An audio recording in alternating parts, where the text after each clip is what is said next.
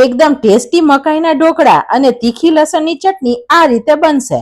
તો 1 કપ રવો લઈ તેમાં 1/4 કપ બેસન ચાળીને મિક્સ કરીએ.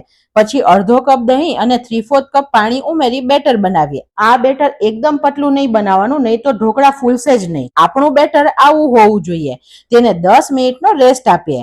પછી મિક્સરમાં 1 કપ મકાઈના દાણા, લીલા મરચા, આદુ અને પાણી ઉમેરીને ક્રશ કરીએ. તીખી લસણની ચટણી માટે સિંગદાણા, લસણ, લાલ મરચું, ધાણા જીરું, મીઠું, લીંબુનો રસ અને પાણી ઉમેરીને ક્રશ કરીએ.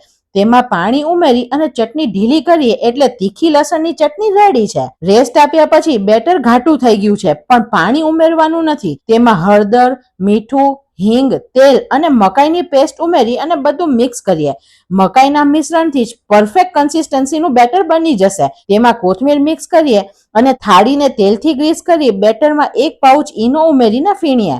બેટરને થાળીમાં પાથરી અને ઉપર લાલ મરચું ભભરાવીએ અને સ્ટીમરમાં 15 થી 20 મિનિટ માટે સ્ટીમ થવા દઈએ. એટલે એકદમ પોચા ઢોકળા તૈયાર થશે.